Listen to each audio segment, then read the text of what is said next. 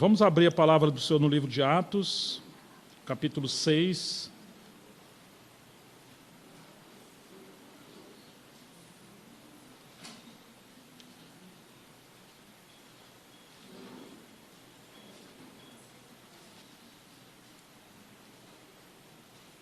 Versículo 1.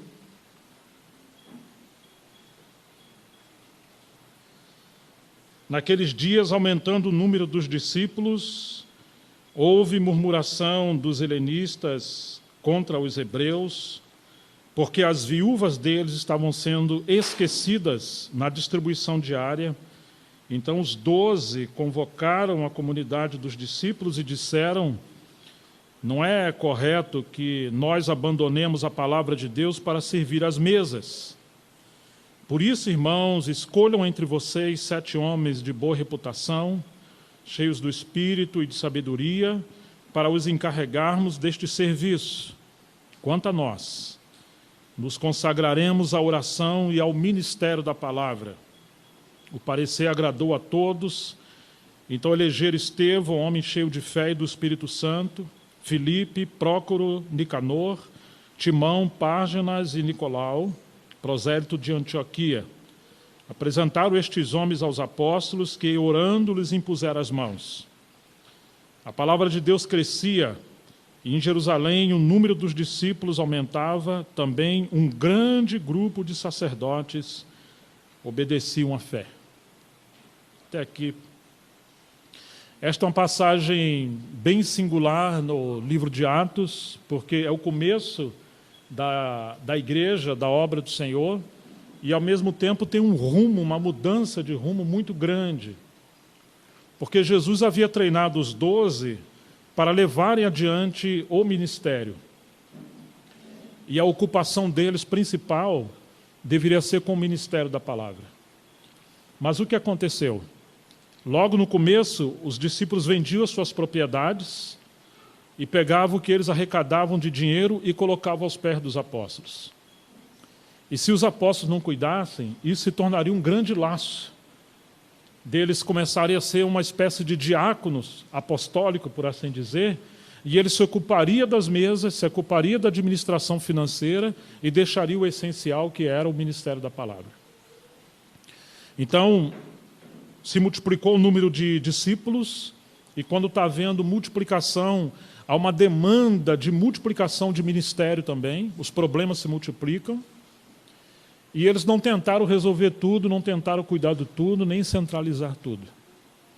Eles simplesmente falaram que não era justo, não era razoável, eles abandonaram o ministério da palavra e da oração para servirem às mesas. Eles não estão dizendo que servir às mesas é algo inferior ou desnecessário. Eles simplesmente estão discernindo o chamamento principal que eles tinham.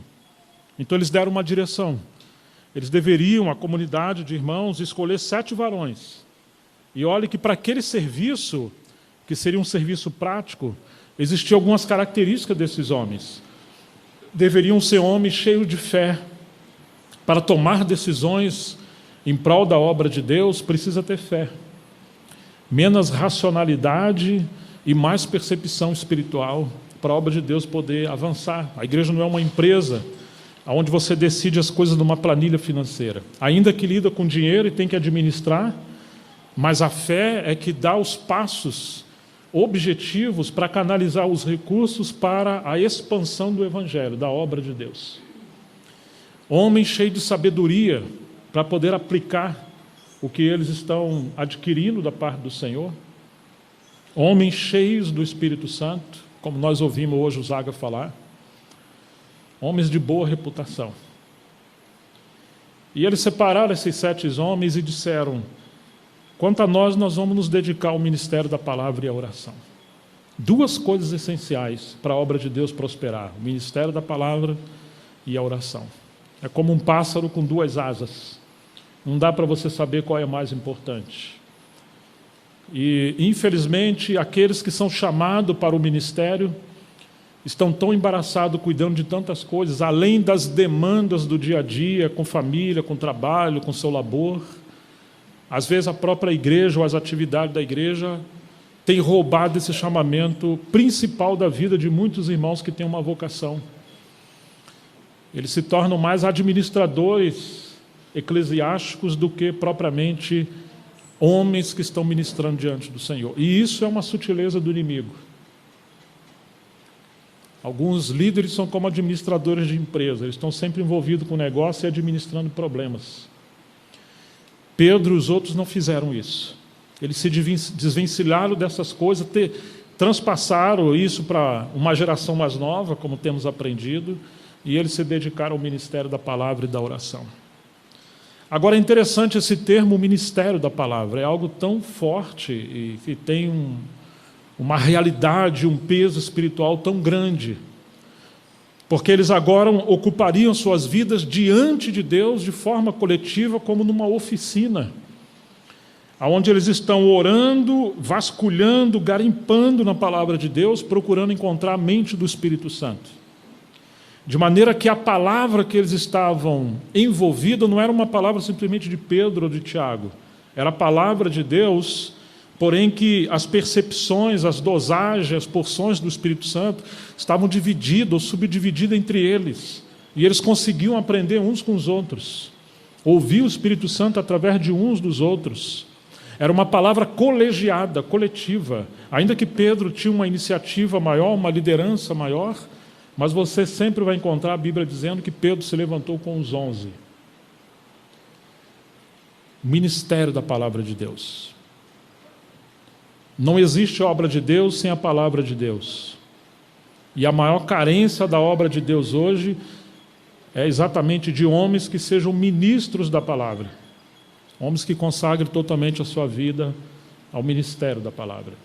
O expediente, o serviço que é consagrado para se dedicar totalmente à palavra é chamado de ministério. E Pedro, pelo Espírito Santo, junto com os 11, estão mostrando essa nova fase. E foram estabelecidos esses diáconos, e eles impuseram as mãos como uma delegação de autoridade, uma confirmação, e compartilhando o ministério juntos. Quando isso aconteceu, versículo 7 diz que a palavra de Deus crescia. Que frase extraordinária, irmãos. É como um volume de água que está aumentando e permeando todos os lugares. E se você olhar o pensamento do Espírito Santo com esse termo da palavra de Deus crescia, significa que as profecias do Velho Testamento estavam se cumprindo no Novo Testamento. Significa que aquilo que estava embutido no Velho Testamento como tipologia estava se tornando realidade no Novo Testamento. Aquilo que era sombra se tornou corpo. Isso é tão verdade que quando houve o dia de Pentecostes, o Espírito Santo foi derramado, e Pedro se levanta com os 11 e fala para a comunidade que estava ali: varões, irmãos, esses homens não estão embriagados, bêbados como vocês estão pensando, sendo agora 9 horas da manhã. Mas esse evento extraordinário que está acontecendo, é aquilo que foi profetizado pelo profeta Joel. Isso é ministério da palavra. Pedro, pelo Espírito da palavra, o Espírito da profecia, ele está discernindo um evento histórico da obra de Deus como um cumprimento da profecia falada no Velho Testamento.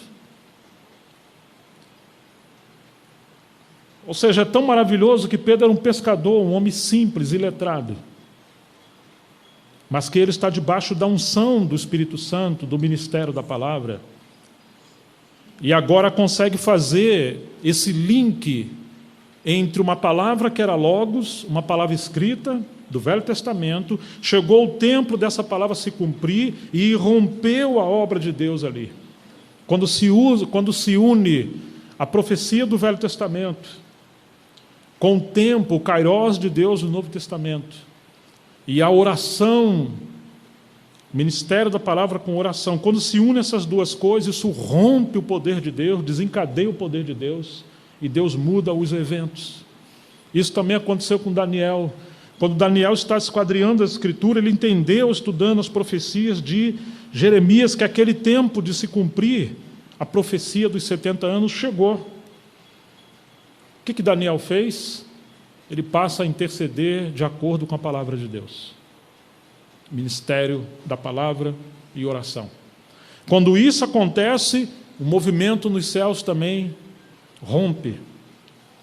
Os anjos do Senhor vencem aquela oposição nos céus. Aí Deus desperta o espírito de Ciro, e Ciro proclama uma sentença de liberação do povo de Deus, e um remanescente é despertado pelo Espírito Santo, e eles voltam para Jerusalém para restaurar o testemunho do Senhor, a casa do Senhor. Então você vê o vínculo do ministério da palavra com a oração. De maneira que o ministério da palavra ele está mergulhando, garimpando nas riquezas das Escrituras para entender a mente do Espírito Santo para o nosso tempo, para a nossa geração. E quando se discerne a mente do Espírito Santo nas Escrituras, isso desencadeia o poder de Deus. É aquilo que é chamado de rema, ou uma palavra vivificada, uma palavra revelada, sacada das Escrituras, que interpreta a mente do Espírito Santo para o nosso contexto. E isso é possível quando temos homens totalmente consagrados ao ministério da palavra. Agora a palavra está crescendo por quê? Porque ela está se cumprindo, ela está ganhando volume. A palavra está avançando em revelação, assim como o Espírito Santo cobriu Maria. Embora sendo virgem, nela foi gerado o verbo, a palavra de Deus. E ele foi crescendo até o dia da plenitude dos tempos e deu à luz. A palavra eterna de Deus se fez carne e habitou entre nós, mas encontrou o ventre de Maria. Assim precisa haver entre nós pessoas que se consagrem para que a palavra encontre esse ambiente e ela cresça. E agora haja plenitude da palavra entre nós. Quando isso acontece, quando eles delegaram o serviço para uma geração mais nova, quando a igreja se uniu à liderança desses 12, e eles impuseram as mãos e se retiraram para aquilo que era legítimo, bíblico, não se tornasse um embaraço na vida deles. Diz a Escritura, a palavra de Deus crescia. Irmãos, por que muitas das vezes a palavra de Deus não tem crescido entre nós? Porque nós estamos fora ou distante do relógio profético de Deus. Porque muitos dos homens e mulheres de Deus estão embaraçados com coisas e abriram mão desse serviço essencial. Por isso que os mais velhos precisam treinar os mais novos, capacitar os mais novos. Os jovens, com a sua força, vão dar sua contribuição nos trabalhos mais pesados e práticos. E os mais velhos vão dedicar sua energia, sua saúde, seu tempo, naquilo que é essencial, que muitas das vezes uma geração mais nova não consegue fazer. Não porque eles são inferiores, mas sim porque carece da voz da experiência, de uma intimidade maior com o Senhor. E aí vamos ter como Ageu e Zacarias, um profeta velho e um mais novo, duas gerações andando juntos, a força e a sabedoria caminhando juntos. A palavra de Deus crescia, e em Jerusalém o número dos discípulos aumentava. E também grande número de sacerdotes obedeciam à fé. Isso é tão maravilhoso, o quanto que a palavra de Deus procurava encontrar caminho, que embora Filipe e Estevão foram separados para esse serviço das mesas, Estevão era tão cheio do Espírito Santo, que os sacerdotes e a liderança judaica não resistiam ao espírito e à sabedoria com que ele falava. E não podendo contradizer esse homem cheio da palavra e cheio do Espírito, embora não fosse um ministro da palavra, mas era alguém cheio da palavra, e dando a sua contribuição, ele foi apedrejado até a morte. E o fruto do martírio de Estevão gerou a salvação e o ministério de Paulo. E Filipe, que foi separado ao diaconato, se tornou o evangelista, como diz a Bíblia. Chegou um tempo que ele vai para Samaria, e ele pregava o evangelho. As pessoas eram curadas, demônios eram expulsos. Ele foi tão cheio do Espírito Santo e da palavra. Uma vez ele foi arrebatado e se achou em outro lugar. Gente, eles foram separados para ser diáconos.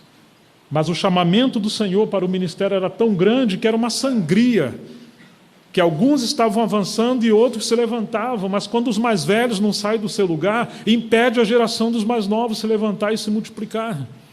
Infelizmente, o que mata, o que aborta o ministério dos mais novos, muitas das vezes são mais velhos, por não entender esse ciclo geracional e transferência de bastão. A palavra de Deus crescia e se multiplicava.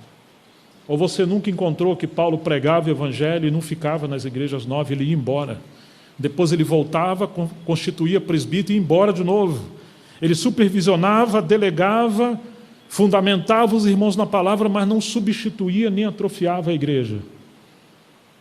É essa a responsabilidade dos mais velhos.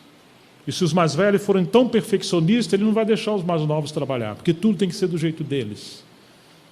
Mas Deus gosta de diversidade, multiforme sabedoria, multiforme graça, muitas formas de serviço, de dons e de ministério.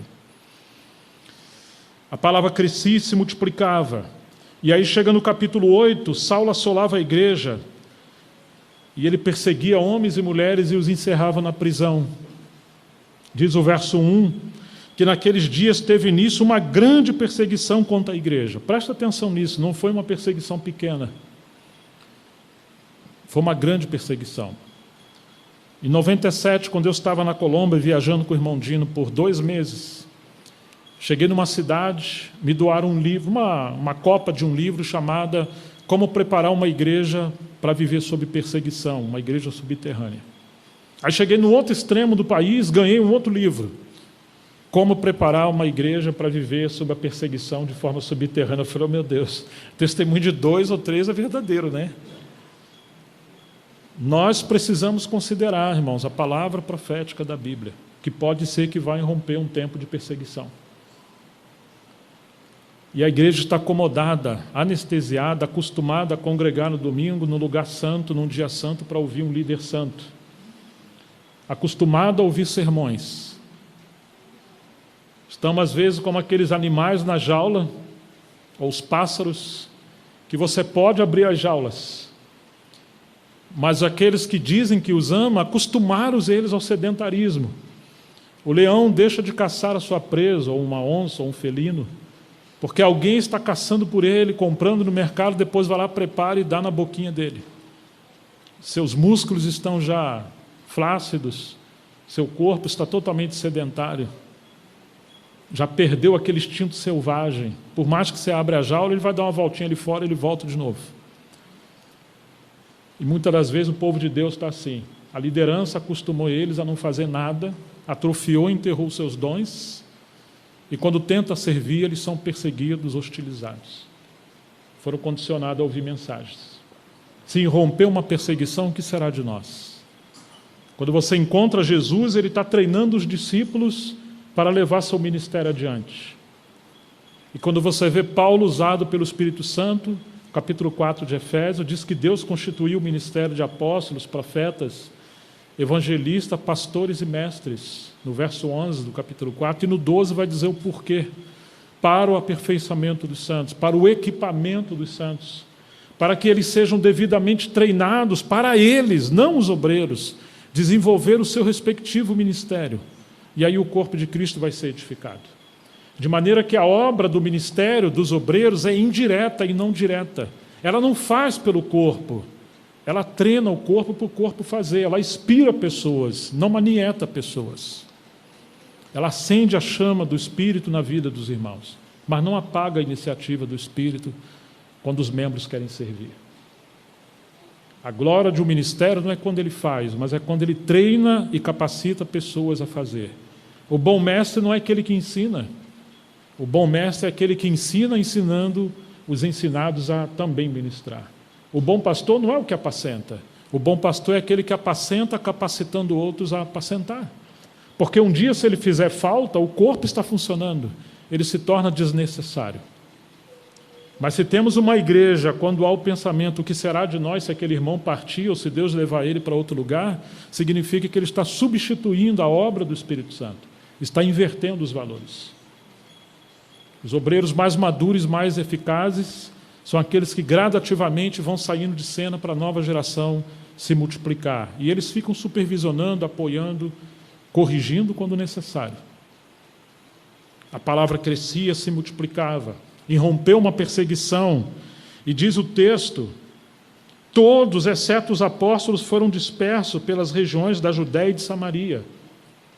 Mas o Senhor falou no início de Atos, fiquem em Jerusalém, até do alto serem revestidos de poder, vocês vão ser minhas testemunhas, tanto em Jerusalém, Judéia, Samaria e até aos confins da terra, mas eles não foram, apesar de serem revestidos do Espírito. Agora Deus permite uma perseguição, e eles foram. Eles não foram. Essa é a tendência natural de não querer sair do ninho. Como é difícil hoje você convidar pastores e irmãos líderes para virem para o encontro ou para uma viagem, porque eles estão tão comprometidos com o seu próprio ministério e não estão multiplicando outros, que eles têm dificuldade de sair. Todos foram despertos, exceto os apóstolos. Parece que nosso tempo não é diferente. Deus teve que permitir uma perseguição. Agora, olha o que aconteceu. Os homens piedosos, no verso 3, sepultaram Estevão, fizeram grande lamentação por ele. Saulo, porém, queria destruir a igreja, indo de casa em casa, e arrastava homens e mulheres, lançando-os na prisão. Paulo não arrastava apenas homens, arrastava homens e mulheres. Por que também as mulheres? Não somente porque as mulheres fazem parte da igreja, mas também porque as mulheres estavam ativas na igreja. E aí já não é uma questão de liderança, mas é uma questão de sacerdócio de todos os santos, onde todos estão pregando o evangelho, todos estão servindo. Hoje nós vivemos um tempo de anormalidade, onde o serviço das mulheres foi reduzido à cozinha e à casa, ou ao extremo, com a ideologia desse mundo, elas estão sendo empurradas para a secularização ou empoderamento feminino, e deixando a especialidade delas, que é a educação dos filhos e a casa. Nós precisamos achar o equilíbrio. Mas mesmo desenvolvendo o seu serviço na sociedade ou na família, ela deve ser cheia do Espírito Santo e cooperar com seus dons e serviços. Precisamos de uma revolução entre nós, de um avivamento entre nós nesses dias. O povo de Deus está passivo. Já aconteceu de você estar em casa e estar passando os pássaros, as maritacas, ou seja, eles estão gritando. E o que eles estão fazendo? Eles estão chamando seus irmãos. Eu não sou ainda associado ao IBAMA e trabalhei durante muitos anos com criação amadora de pássaros silvestres. Eu amo isso, eu gosto dos animais.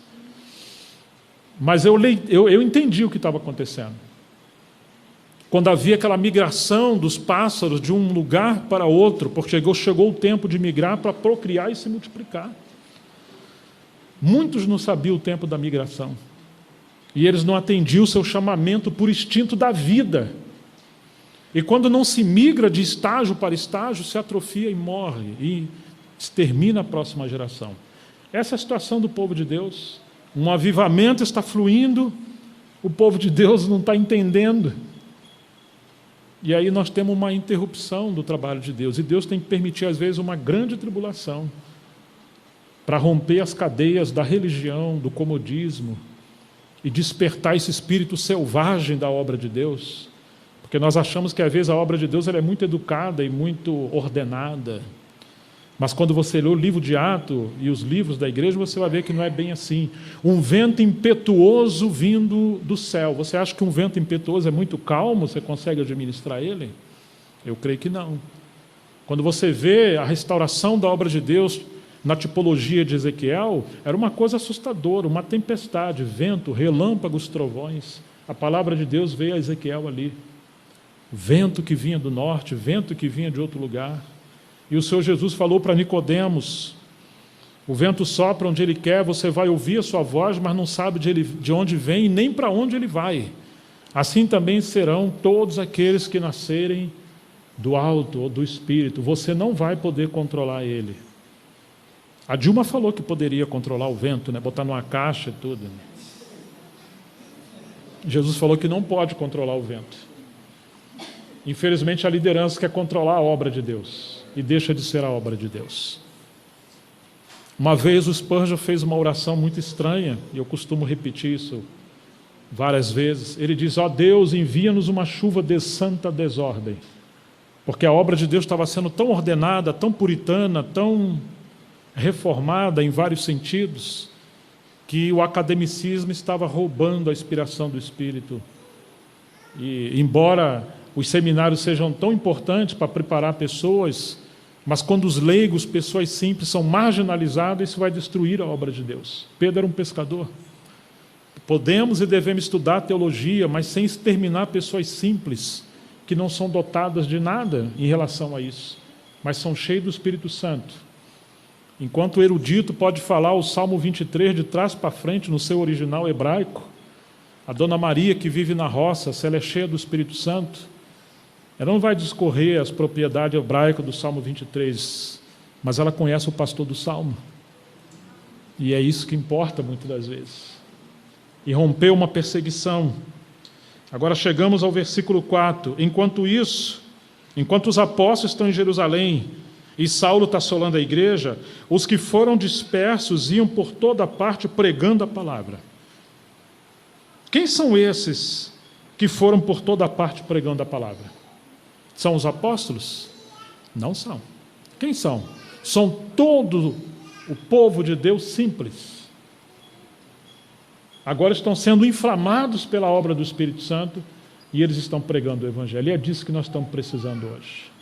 Pessoas cheias do Espírito Santo, avivada, pregando o Evangelho. Mas se a gente estiver num falso evangelho, mimando o povo de Deus, mentindo de que provavelmente não virá uma tribulação, e que nós estamos bem se tivermos financeiramente tudo certinho, e você tiver um bom pastor que prega a palavra, isso é um espírito do erro. Isso não é verdade. Jesus nunca falou isso, e os apóstolos também nunca fizeram isso. Eles preparavam o povo de Deus para o dia mau, e capacitava as pessoas para sobreviver espiritualmente sem depender dos obreiros. E eles deveriam expandir a obra de Deus. Deve aprender a viver pela fé no tempo de bonança quando você tem recurso, que é para quando o dia mau chegar, você não entrar em crise porque o dinheiro sumiu da sua conta bancária. É hoje o pão nosso de cada dia. E se o Senhor te prosperar financeiramente, lembre-se que você é um mordomo. Você tem que aumentar a sua conta no reino por vir, não aqui na terra. Porque aqui pode acontecer no Brasil o que está acontecendo na Ucrânia. Ou em cerca de 50 países, como narra o Ministério Portas Abertas, onde muitos cristãos estão sendo perseguidos. Eu estou voltando da Colômbia, com 2 meses com a Miriam. Você anda nas ruas de Bogotá, ou na costa caribe, e você vê dezenas, uma quantidade de famílias de venezuelanos foragidos de Venezuela porque não têm o que comer. E a Colômbia cambaleando numa crise política que talvez a esquerda vai assumir o poder e as pessoas estão em pânico, em terror. Especialmente os empresários. E você vê a ideologia esquerda marxista tomando a América do Sul. Aí está o Chile, aí está a Argentina, aí está a Venezuela. São dias difíceis. Isso sem contar Cuba, que temos irmãos que escrevem para nós, Bolívia. Os irmãos em Cuba estão sendo perseguidos, nossos irmãos. Então, queridos, são dias maus. E a gente precisa ser despertado e treinados pelo Senhor para podermos viver um estilo de vida da igreja dirigida pelo Espírito Santo, mas não centrada numa liderança controladora, nem num dia santo e um lugar santo, mas centrado na pessoa do Senhor. Onde todos os membros procuram ser ativos, amar e servir uns aos outros. Pregar o Evangelho. Colocar sua energia, sua saúde, seu tempo e seus recursos em prol do reino de Deus. O corpo de Cristo. A obra de Deus está crescendo. Todos foram dispersos. A igreja de Antioquia surgiu por pessoas simples que pregou o Evangelho. E aí, para encurtar o nosso tempo, chegamos no capítulo 12 de Atos. E diz o versículo 24, entretanto, a palavra de Deus crescia e se multiplicava. Já não era a palavra de Pedro, de Tiago. Tiago morreu no capítulo 12. Já não era a palavra dos 12. Agora a palavra se multiplicou. A palavra está em todos os irmãos. Ela não está presa a um lugar, um centro. Ela é viva. E a obra de Deus vai prosperando. E chegamos no capítulo 19 do livro de Atos.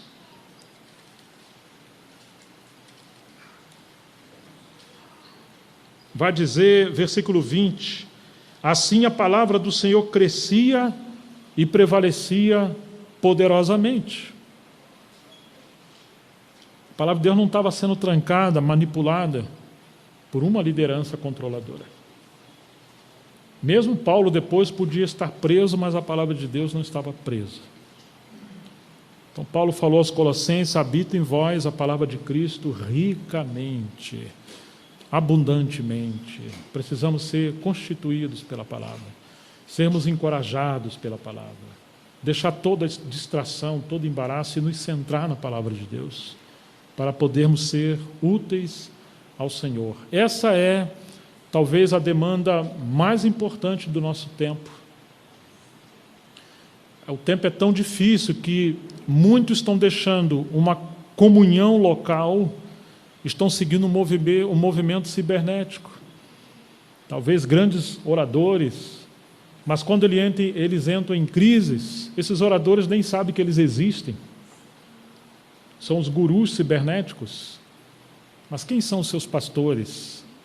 Suas irmãs e seus irmãos amigos que choram com os que choram, oram com os que carecem e se alegram com os que se alegram. Construir uma base de relacionamento, de comunhão, de igreja, de vida de igreja. Graças a Deus pelos dons e ministérios, e eu acho que temos que usar a internet. O Evangelho se multiplicou no primeiro século porque eles usaram as estradas que a Grécia construiu e depois Roma. Por isso que Paulo chegou até a Europa por navios e depois tomou as estradas até Roma.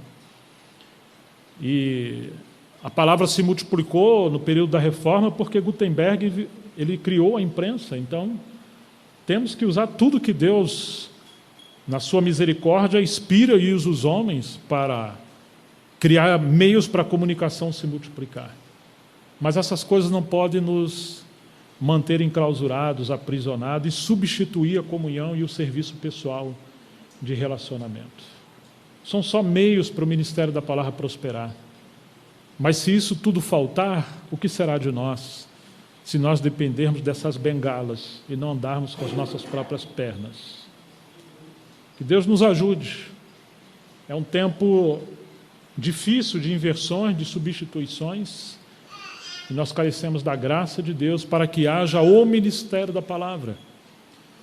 E nós podemos ser como os irmãos de Filipos, uma igreja pobre da Macedônia, mas que eles, vendo o ministério de Paulo e seu chamamento, embora eles não viajassem com Paulo, eles ofertavam financeiramente para dar suporte ao ministério de Paulo. Enquanto Paulo viajava para a Ásia, para outros lugares da Grécia, chegou até Corinto, ficou 1 ano e 6 meses em Corinto, 1 ano e meio. E eram as igrejas da Macedônia pobre que supriu o ministério de Paulo, porque a igreja de Corinto, sendo tão menina, Paulo tinha que trabalhar noite e dia e servir os irmãos gratuitamente, porque eles não tinham visão espiritual. Muitos irmãos têm chamado ao ministério, mas eles estão aprisionados em suas batalhas, suas lutas, suas dores, crises financeiras, porque falta-nos visão de mordomia para a gente contribuir para o progresso da obra do Senhor. Falta igrejas missionárias. A igreja em Filipe era uma igreja missionária, de maneira que quando Paulo ia, a igreja em Filipe estava com ele. Ela não ia fisicamente, mas espiritualmente ela estava nos ombros, junto com Paulo. E Paulo agora está dizendo que eles tiveram comunhão com ele desde o princípio. E eles agora participariam também da sua recompensa, quer dizer que a recompensa apostólica de Paulo, ela seria derramada e eles também seriam participantes daquela recompensa, porque eles se tornaram colaboradores.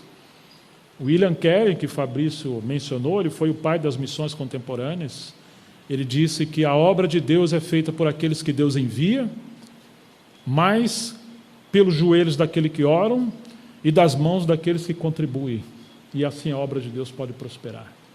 Nós vivemos um tempo de escassez de ministério da palavra.